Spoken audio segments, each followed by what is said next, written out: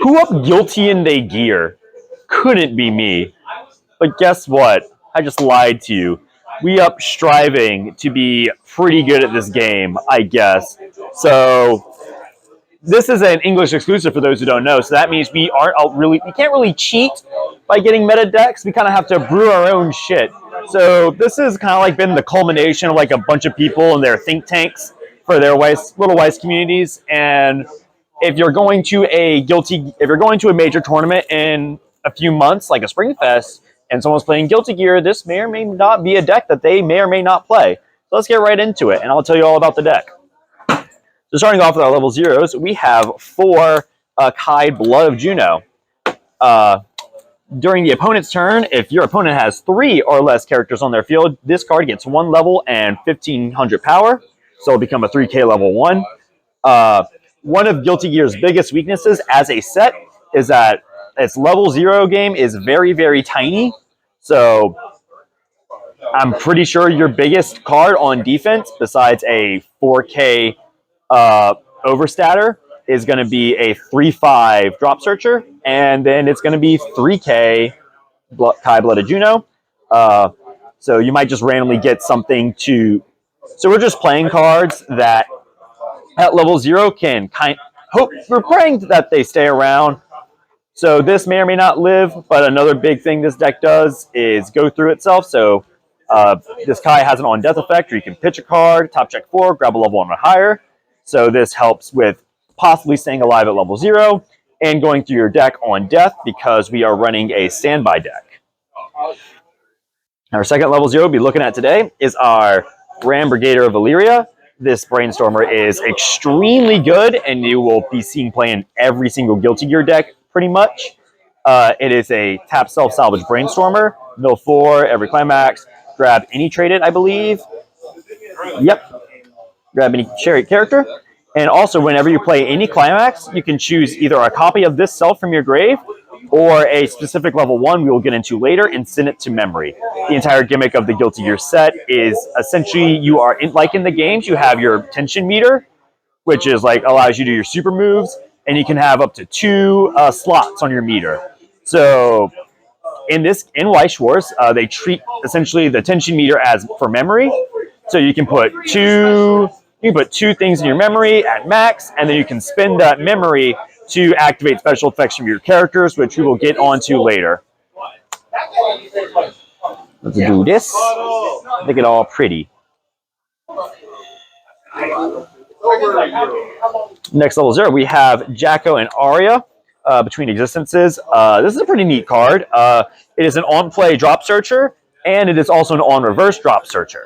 So you get 2 timings for the effect, and you also has an additional effect on reverse where you can send itself to memory if you have 1 or less characters in memory already.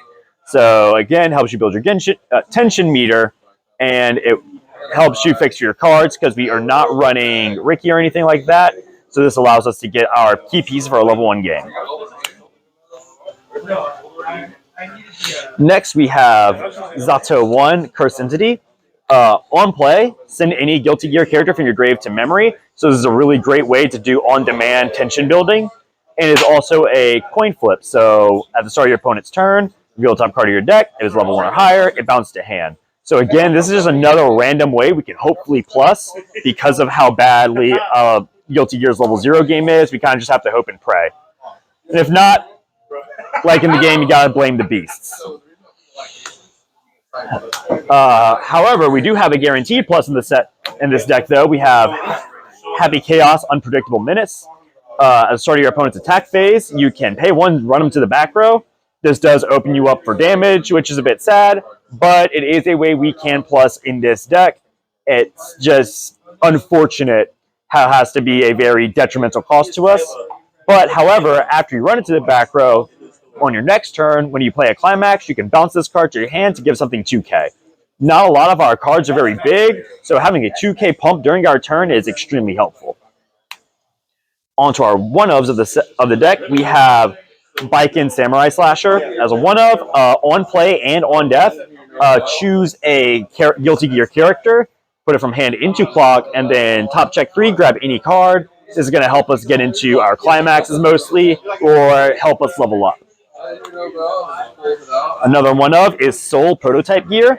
The main reason we run this card, and you'll see it in pretty much every Guilty Gear deck, is that it is a level 0 that gives the things in front of it hexproof.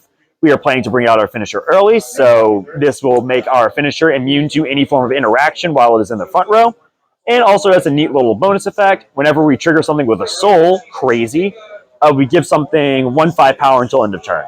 So again, additional ways to pump our characters on offense. And our last one of is Milia Impending Doom. On play, you can exchange a character from your hand with any card in your clock, which is pretty nice. So we can grab just like random cards that have been sent there. If you refresh the climax, you can grab that, which is really nice. Her really cool effect is she has if you're familiar with the Kanata Marine deck for Hololive, the Kanata with the helmet, she has that same sack herself, discard a character, or discard a card to grab any character, which is another just way to filter through your deck, open up space for standby targets. Moving on to our level 1s of the deck, we have the level 1 Lucifero Rambathal's Familiar. This is the one that works with the Brainstormer, so the Brainstormer can send either a copy of itself or the Lucifero into memory, and it has 2 effects. At the beginning of your attack phase, if there is a climax in your climax area, this gains 2 5 power, and 1 soul. So as start of your attack phase, if you have a climax, it'll be a 6k 2 soul until the end of the turn, which is really nice for our standby deck because half of our climaxes don't push damage. So giving us a character at level 1 with additional soul to help us keep up in the damage race against 1k1 decks is really helpful. It also has a climax combo effect, which we will get into when we go to our level 3s. Speaking of combos, our level 1 combo of the deck is Jacko Forever Elysium Driver with her pretty goofy art. Just Kai just sitting there, big chillin'. If you don't have another Guilty Gear character, she can't stand, which is fine. We're always going to have at least something on field. So it's kind of a fake condition, but her climax combo, on attack, you discard a card and sack the standby climax, which is why we only really run 3 of her, because you can't do multiple copies of her in the same turn. So you only ever need to search out 1 or maybe 2 later on in the game, and then you can kind of just like keep grabbing them back over and over. But it's on attack, discard a card, sacrifice the standby climax, so that gets your climax back into the deck, so in case you're about to refresh, you're not missing a climax. And you can search your deck for 2 Guilty Gear characters, which is why we run quite a few one-ofs, so because we can pretty much grab these anywhere, especially off of the climax combo.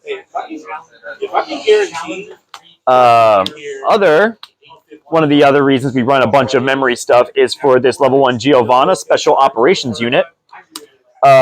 She has 2 memory effects. So memory during your turn, if you have 1 card in memory, she gets 3/5, so she becomes a 6/5 during your turn. But if you have 2 cards in memory, whenever she attacks, you reveal a top card of your deck. If it's level 1 or higher, you just send it straight to stock, and then you do your normal trigger check. So this allows you to build extra stock throughout the game for more effects. And it's pretty flavorful considering Giovanna's special ability in the game where she gets more powerful depending on how much more meter she has. So all of her cards care about having 2 or more memory. We have 2 Biken and Delilah together climax swappers. Mostly another just body to have at level 1 in red. On play, climax swap. And if all your characters are Guilty Gear, she's a 6k, or they're a 6k. So it's just another big body to have at level 1. We kind of have a lot of those because we don't really want to be using these a whole lot. We kind of want to have these within the deck or grave cycles so that we can grab them off of our finisher. So that kind of just leaves up with these, which are splitting level 1 colors, which is kind of rough. So we're always going to have at least some stuff to play at level 1 in red. We also have Megalomania.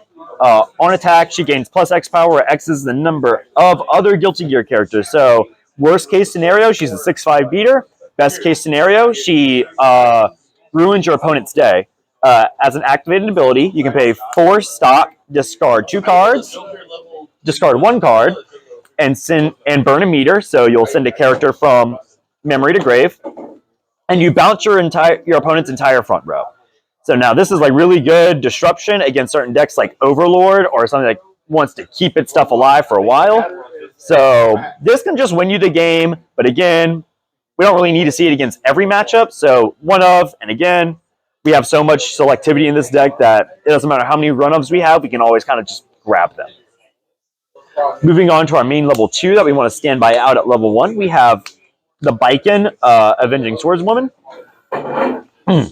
As long as you have 2 or more other characters, no, if all your characters are Guilty Gear, she is a 9/5 with Hand Encore. She has a Climax combo we do not care about.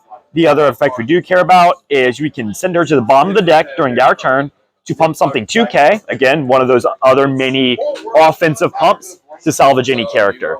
This is pretty good to, again, pump things to make sure they get over, but it's also pretty good to, if you're looping combo again, to have cards in deck so you don't run out, and so you can shove in more cards that are level 1 or higher cards in your deck to hit off your Giovanna triggers.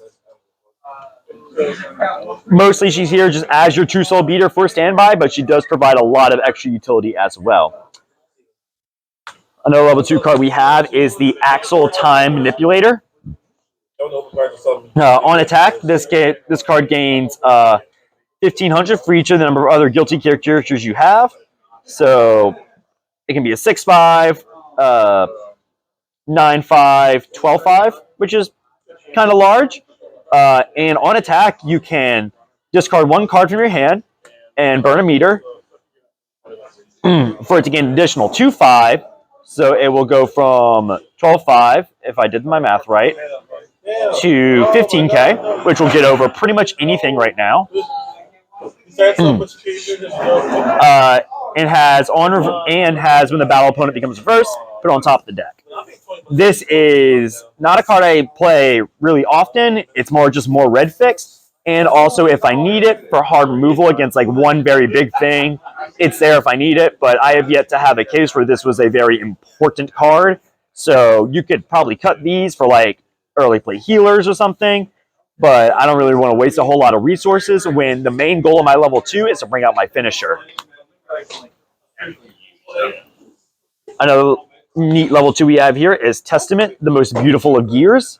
On play, you can salvage a character if you do discard a card, and has a main effect we run is for extra damage throughout the game, specifically in late game. You can pay 2, discard 2, burn a meter to burn 1 twice, which is very nice to give us a little bit more reach for those games when we need to. Our last level 2 is Giovanna Ventania. Memory, as long as you have 2 or more characters. Again, her flavor, big memory, big power. She gains 6,000 power, so she becomes 11/5, and is our Fumio of the set. This is the only decompression tool Guilty Gear has. We do not have a stock swap. So you are kind of free to just be slime and just sit on a whole lot of stock against this deck. But do be warned, if you are if you have a lot of cards in deck that are not clean, they can force you to shuffle your cards back in. Moving on to our level 3s, we only have one level 3 of the deck, being the Ramathal Valentine. On attack, reveal top card of your deck. If it is a Guilty Gear character or event, burn 1. So just straight burn 1. And her only other effect is the Climax combo, where when you play the Climax of Overdrive Calvados, you can burn a meter to summon 2 Lucifero, Ramathal's familiar, onto like both of your swings. She has to be in the middle spot of your center stage, and they gain power, right? And she gains power. She gains 3,000 power, so she becomes a 14K by herself. And then the Luciferos have both gain 6,000 power, so they'll be 12Ks. Right? Yeah. So they'll be 12Ks by themselves. And they also gain the effect on attack, pay 2, ditch 1, burn 3. Yep, pay 2, ditch 1, burn 3. So the idea of the deck is to be at level 2, send by Ram out early, maybe combo off the Jacko, do some fun stuff, and then pray that you still are at level 2. We can do a lot of deck thinning in this deck, so it shouldn't be too hard. And then, next turn, move her up, play down your Soul Bad Guy Hexproofer to protect her, and then just start comboing. And you kind of just want to loop combo until your opponent dies. Worst case scenario, you got to use your Testament or your Giovanna to add some extra push to your game plan. What this deck is kind of weak to is any way that decks can interact with the Ramathal while it's still in the back row, because once it's in the front row, it is very hard to get rid of unless you're going to Adachi it, in which case you're kind of putting yourself in a rough spot by Adaching something late game and just leaving open lanes. So that's pretty much the deck. Changes include maybe a couple different like ratios changes, maybe cut the axle if you so desire. I kind of like it, but again, never really had a chance where it really came up. So yeah, that is the deck. And if you are playing against it or you plan on playing it, I hope this was a great guide for you.